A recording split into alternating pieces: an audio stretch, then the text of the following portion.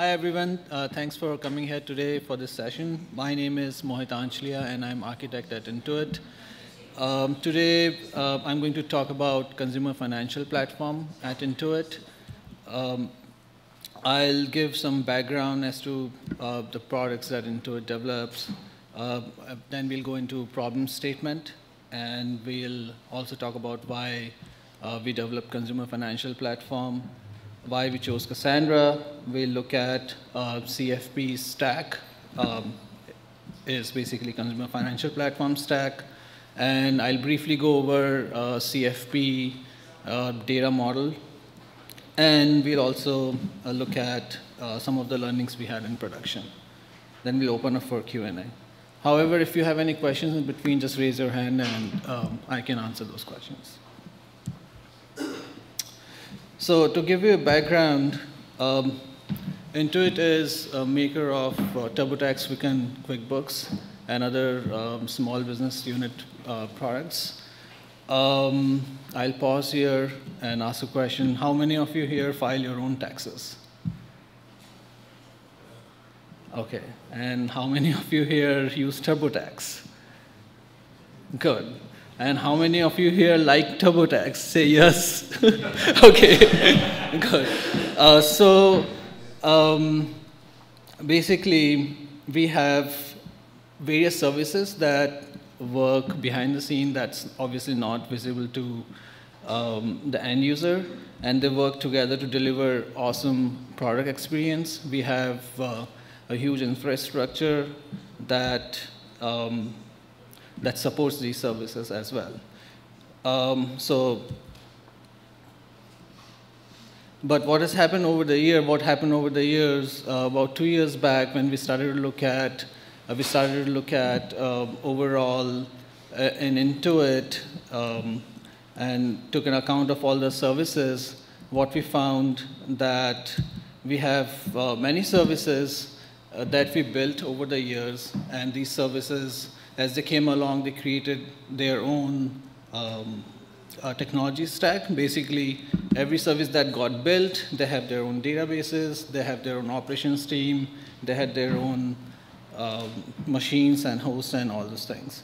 And as new sites came along, they also coded directly to these services. So that led to some of the problems that we started seeing, and some of that is code duplication. Basically, there are certain core services that our products need. And mostly any new product, even existing product, they would code to these services, and we had the code duplication between all the sides. This also created data silos, and it became really difficult. So if you have to analyze tons of data, massive amounts of data, how do you do that? Now you have to coordinate between different teams. You have to ask for a certain set of queries. Then you will have developers go and run those queries, and you have to coordinate across various teams. That's pretty difficult to do. Other problems were if and when we had schema design changes, say XML design change, JSON change, database changes, you have to now coordinate across multiple services to make sure that the changes are seamless and that your end users don't see any impact when you make those changes. So that also is a big overhead. One of the other things that we noticed was the time it took for new sites to come on board and build new products. Basically, there was an added overhead. If you are trying to put something out in production, you have to first build and go to these core services. So it wasn't, the prototyping itself wasn't that fast, and we wanted to eliminate that as well. Go ahead. What do you mean by site tuning? Oh, I'm sorry. These are websites. So websites, for instance, TurboTax Online, if you're on TurboTax Online, or say this also includes client applications like if you're on mobile app or if you're on tablet, on the browser, doing your taxes or using Intuit's products, for instance. Are there third-party websites that use your guys' backend, or no? No, so... It's all Intuit, right? This is all Intuit websites. You don't sell your services off to other No. So these are all Intuit products, Intuit websites that we develop. Yeah.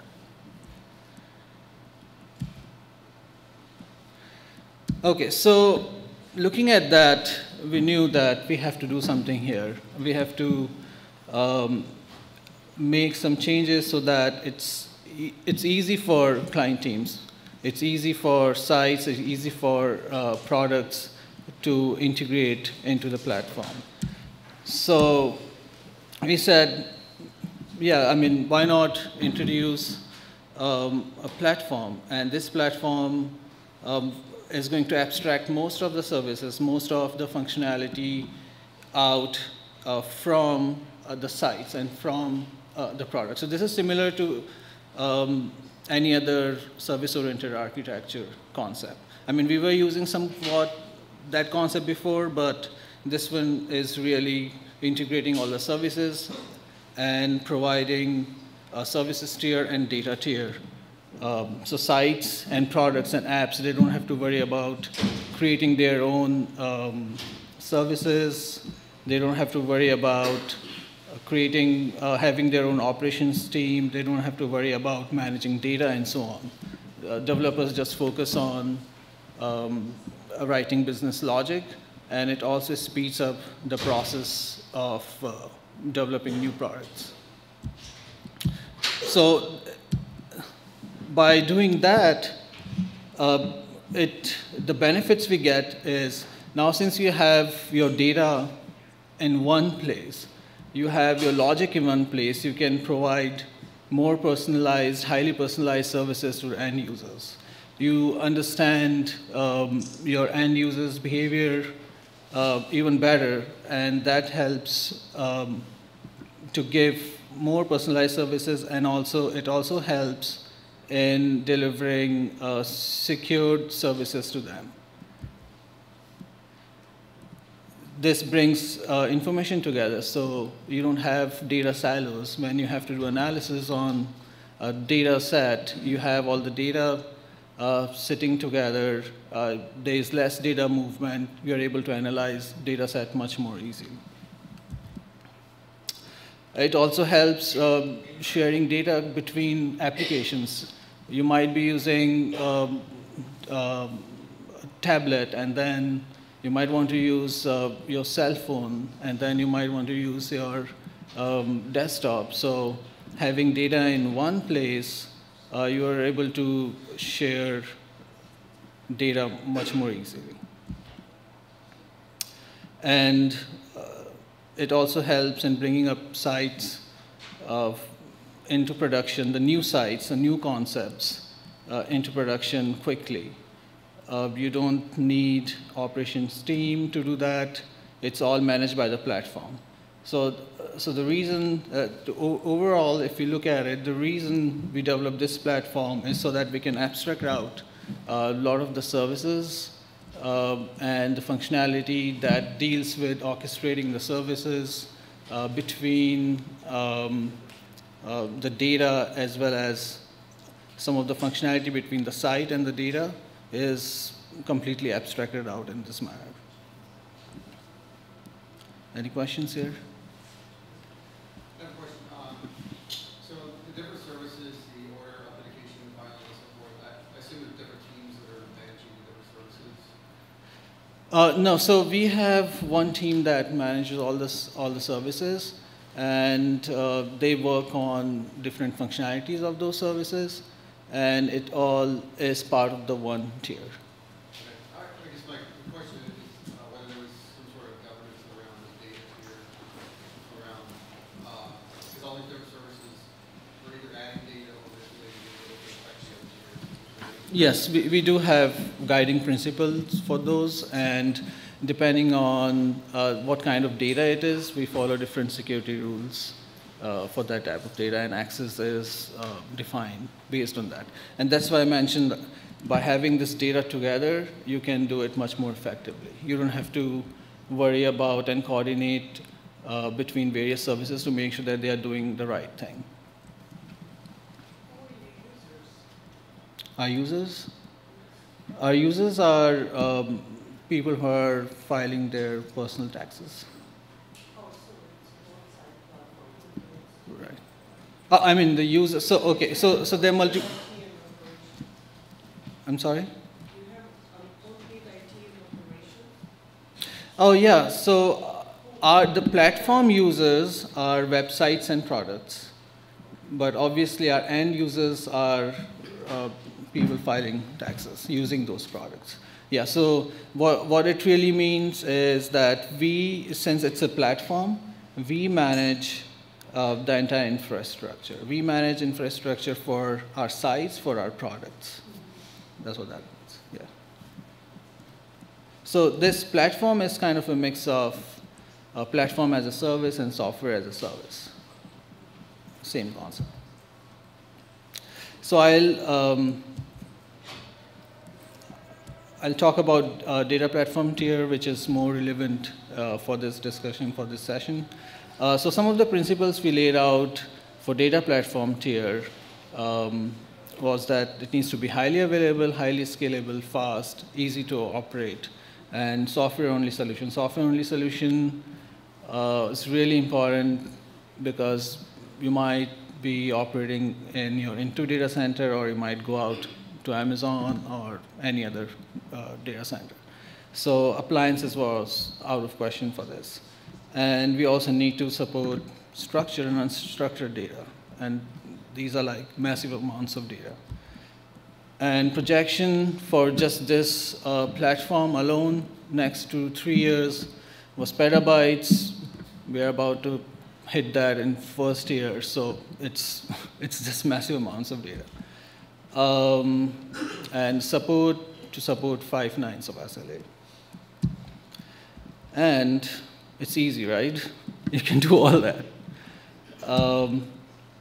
So we said, okay, let's look at a traditional RDBMS and see if we can find a solution there, because it's something that everyone is familiar with. It provides SQL interface. It has all the common tools and everything that is being used and has been used for several years.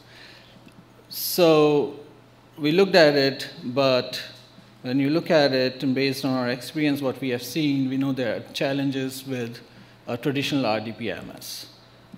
As your data comes in, when your database starts out new, all is good. And as you add more data, your database grows, your indexes grows, and you start to have slowness. And slowness, there are various reasons why you could have slowness. The volume is one, then locking is another one. You might have a slow I/O subsystem, and in traditional databases, generally you would use either a NAS or a SAN solution, but still it's shared. It's shared between other applications as well. And then you have a peak day, and there is a crash. This crash sometimes is 5 minutes, sometimes 10 minutes, sometimes it's even more, which is not acceptable to our business. Other solution is to use sharding. Sharding is good, it works well, but there are some problems. When you have huge amounts of data, you obviously need a lot of instances, but that's not a problem. The problem is that you have to manage all that logic in your code of how you shard. Then you have to worry about how do I avoid single point of failure. So you add slaves to it. Once you add slaves to it, your operations dramatically changes, right? I mean, you're just multiplying the same number of nodes, and you have slave nodes, and you're not even writing to it. These are just slave nodes, which itself is not a good pattern. And then if you have a failure, now you have to worry about failing that node over, and then once it recovers, you have to worry about failing it back, and then you have to worry about syncing it. And not to mention, if you have to add more nodes, then you have to worry about making sure that all your old data is still going to the right cluster, and you haven't partitioned your data in a way that now you're not able to read data from the right nodes. So NoSQL. easy, not that easy. You look at NoSQL definition, and first of all, when we looked at it, we cringed. We said, wow, how is it going to work? It doesn't have any ACID guarantees, right? Atomicity, consistency, isolation, and durability. It's something that it takes time to get over it. And also, I think ACID has been used historically, but there are ways where you can do the same thing without having transactions. And it works really well if you have, if your workload is kind of a one transaction or one row update or insert type of workload, because in that case, then you can manage that in one way or the other. It still is not same as taking a lock and having a transaction because it doesn't provide any rollback capabilities. In Cassandra, as you know, atomicity is limited to a given row. If you are making any changes to a row, anything in a row itself, Cassandra makes sure that it's atomic. But you cannot combine multiple inserts into one transaction. That's not there. And that's for good reason, right? Because transaction inherently, it's one of those things that limits your scalability. There are ways you can do transactions and you can build on top of Cassandra. There are some tricks you can follow, but essentially it's something that you should try and keep away from it.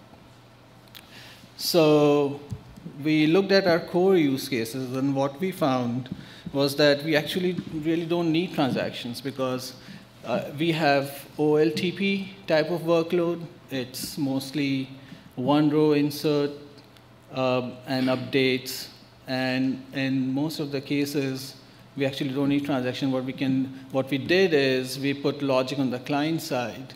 So for instance, if you had a failure or if you had a change that was made to the database, which wasn't visible to the client, and there was a failure on the client, on the second read, on the next read, we detect that, and basically we check that and throw error back to our clients.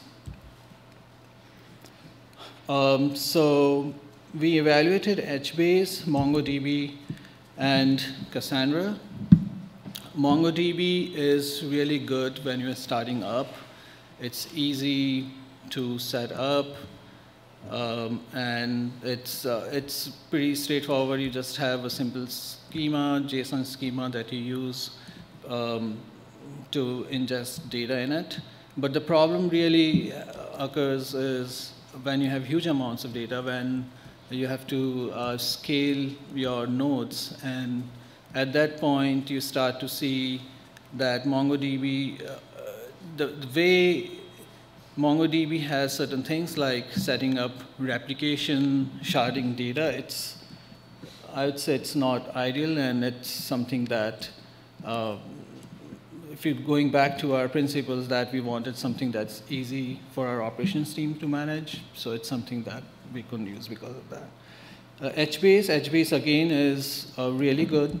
It's equally fast. We did benchmarking between HBase and Cassandra.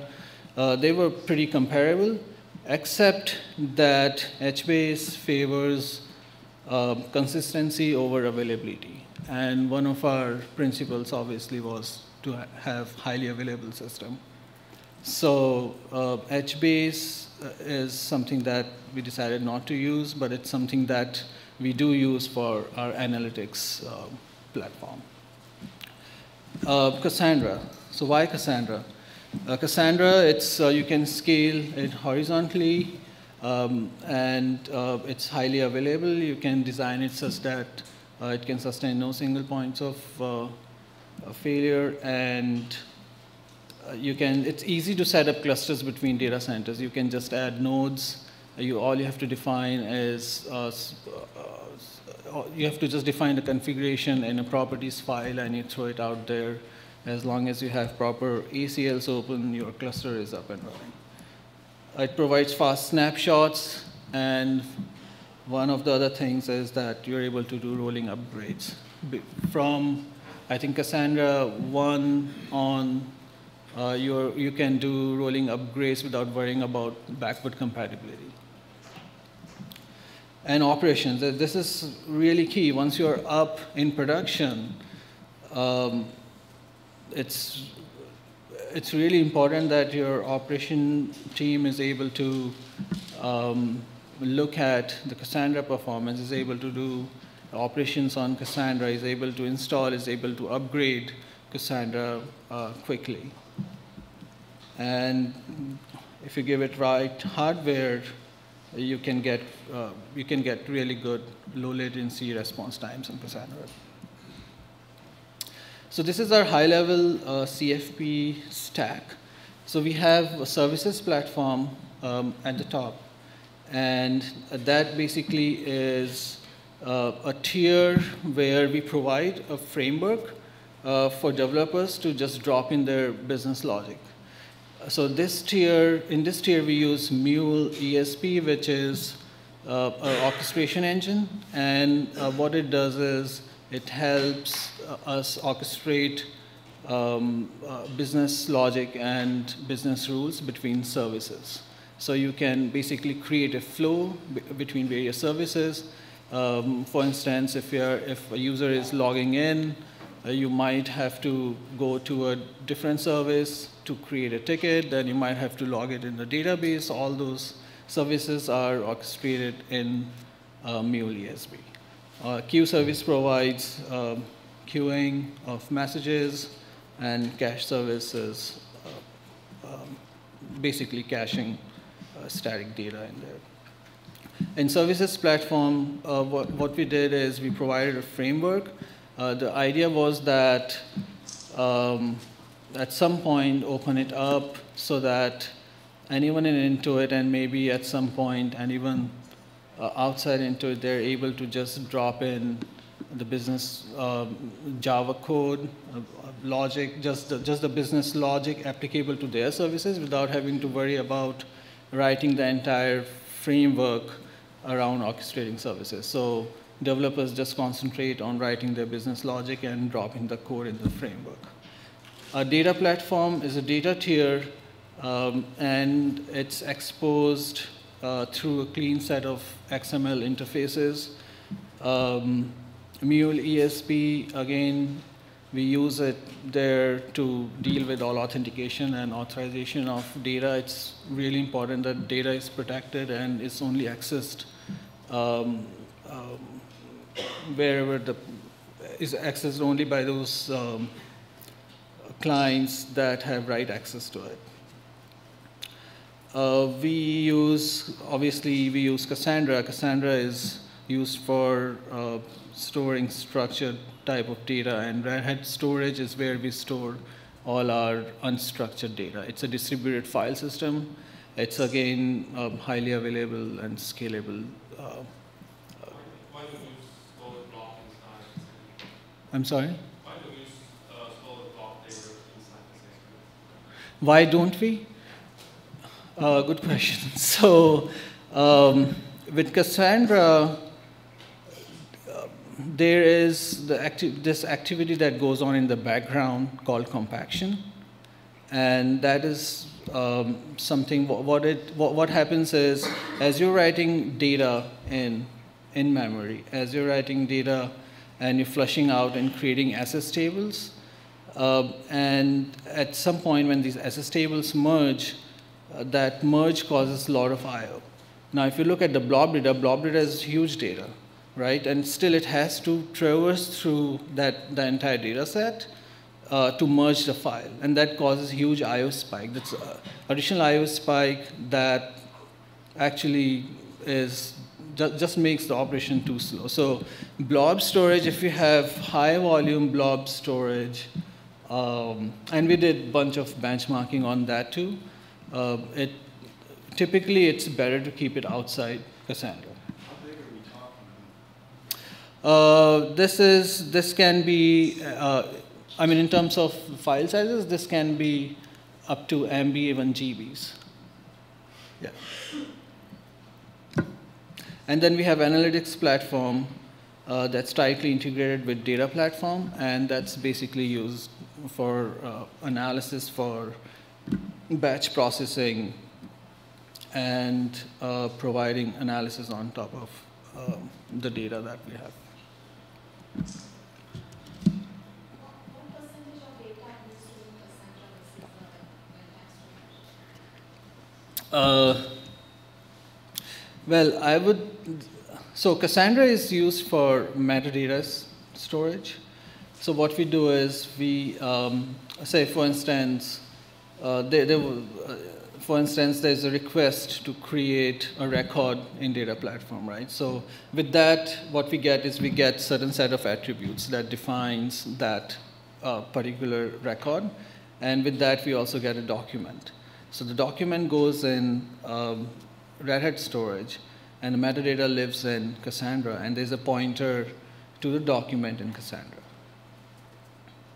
So it's kind of, you can think of it as like object storage, like if you have heard of Amazon S3, something similar to that.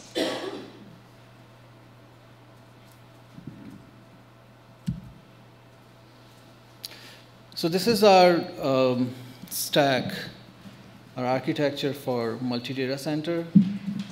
We use active multi-data center, and the reason we do that is we generally try to keep ourselves away from active-passive type of architecture, because we generally scale in both data center to support our peak activity, and if you have a passive data center that that is not doing anything, you're just wasting resources. So we have active data centers.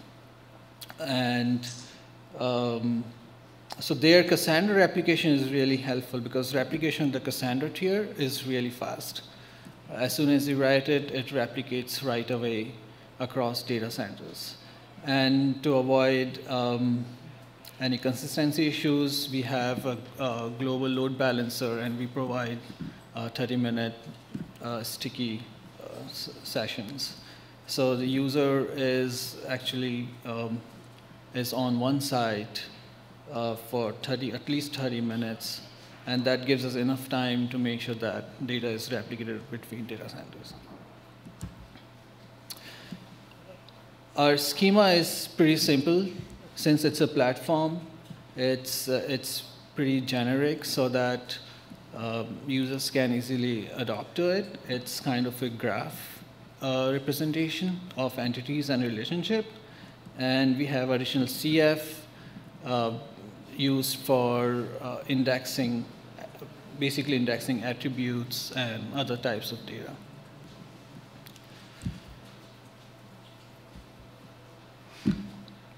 So some of our learnings in production. One of the biggest learning that we had in production was monitor your heap closely and pay attention to your CPUs. You'll see uneven CPU spikes. When you see uneven CPU spikes, what it really means is that you have, and if you can correlate it with the volume, then most likely it's garbage collection. And as you can see here, we had that problem. We had this problem in production where we ran into garbage collection issues. And at the time, as you can see, we were seeing like 400 ticks. And then after we tuned garbage collection and we added more nodes, it became consistent. It dropped down significantly to 100 CPU ticks. And this is during peak. And one of the other things that is really important is to monitor your disk I/O, because it's something that causes, I think, most of the pain. So keeping close eye on it is really important. Monitoring data per node is very, very important, because based on that is what determines how big your heap is. In 1.2, I think might be able to use, we haven't tested yet, so I don't know, but based on what we're hearing, I think we might be able to use more data per node, which is going to be good. But watching data per node is really key. I think I'm out of time anyways. And yes, we are hiring, so contact me. So I was going to ask, the one before, obviously it's over 100%, so are those on VMs? Is that Oh, our machines? Yeah. No, we use bare metals for, these are physical hosts for our data tier. Yeah. And then bloom filters, can you talk a little more about that? How you reduce? Yeah, so bloom filters, there's a setting in Cassandra that you can put in place to reduce the bloom filters. And one of the important things is to look at your cache misses and then determine what the right ratio is for the bloom filters. Like turning down bloom filters it's something that has other performance implications as well. So you have to be really careful. And also, obviously, it also depends on what your problem is. Like for us, it was really causing a lot of pains and customer impact, so we had to do something. And so we looked at caches and we brought down bloom filters. We had to go through some operational procedures to basically reduce the heap size. Basically, you have to run some commands to make sure that all your old SS tables are upgraded to this new bloom filter so that the heap size goes down. Yeah. Is that because in your peak events you have so many different users logged on at the same time? That's right. April 15th. Yeah, exactly. Logged on, so Yeah. you probably have a lot of thrashing with your cache. Yeah. Your cache would be almost useless. Yep, that's right. And that's exactly what we see. What you see on the left side is basically this was our first peak that happens around a January time frame. And what happened is what happened there was we had the spike in memory, spike in heap usage, and that's something that you generally don't see, right? You only see when you have high traffic, and that's what we saw, and we had to immediately take some of the steps. It was difficult to get nodes at the time, so we had few nodes that we were able to add, but we had to do some of the other things like reducing bloom filters. We had to increase our heap, and we had to also, I think there's a threshold that we had to tweak to keep our I/O consistent on disk. How long? Do you have a dedicated network between the two data centers, and how much bandwidth does it have? Yeah, we use OC48, and it's point-to-point between data centers. Yeah. How long did it take you from start to finish? You mean to develop the entire platform? Yeah, from relational database to Cassandra. So we started this journey around 2 years back, and we were up within 6 months. Yeah, and we were live that year. We had good learnings, and then this year again, we were pretty much there in production. Yeah.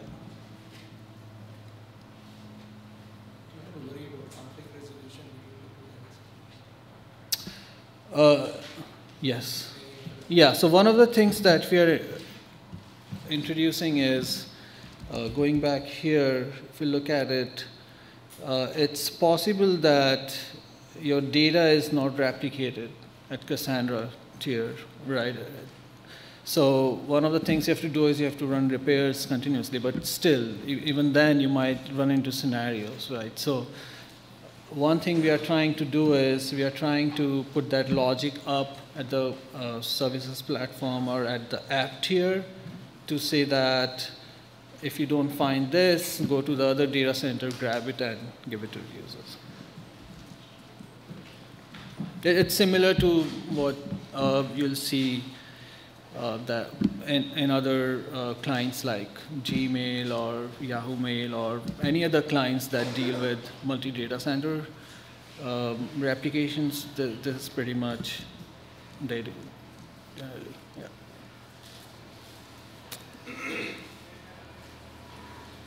Yeah. Do you ever have to deal with synchronization issues between Cassandra and customers? Like, if the 30-minute session stickiness switches over and then Cassandra's updated, but it has storage. Right, so that's a good thing because Cassandra replicates real fast. So we'll detect that. We'll detect that this data is there and this data was written in this data center. And we can go and pull that and give it back to the user.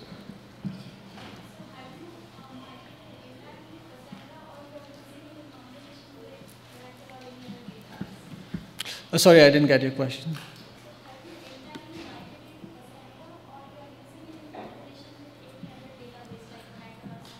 No, so we are entirely using Cassandra. However,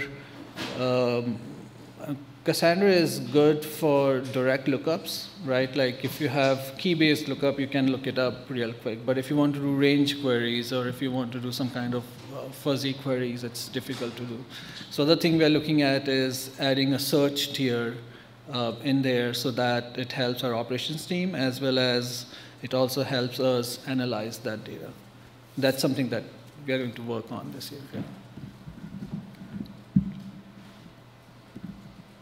It sounds like there's a bigger amount of data in the Red Hat file system than there is in Cassandra. I'm just wondering how you enforce the transactional semantics, or if you do, between the metadata and the lookup. Yeah, so it's pretty simple. What we do is we first write to Red Hat file system, and if it fails, we don't even write to Cassandra. That, yeah. And if Cassandra fails? If Cassandra fails, then obviously it's that data is sitting out there, right? If Cassandra fails, then the timeout is sent back or the error is sent back to the user. Yeah, but that extra data is sitting out there. We have a Reaper process that would go and clean up the data that's not there. Yeah.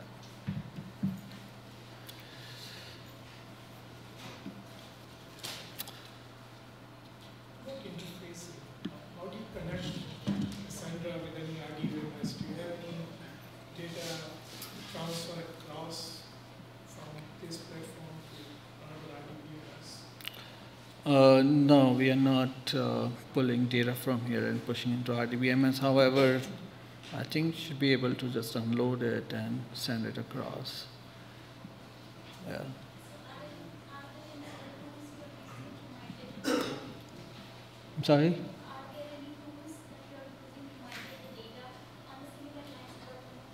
No, so we don't have any such use case today. But I think there are some tools like SS table loader utilities and some other tools that you can use if you have to migrate data. Yeah.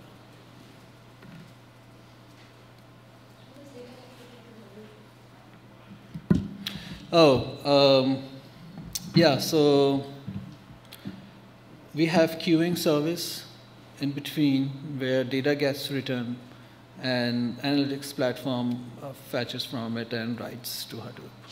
And we use Flume.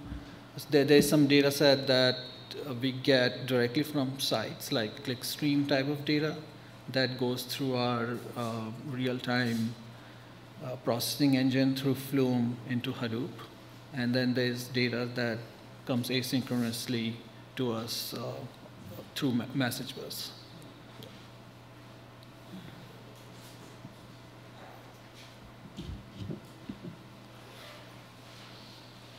All right, I think that's it. Thanks everyone for coming here today.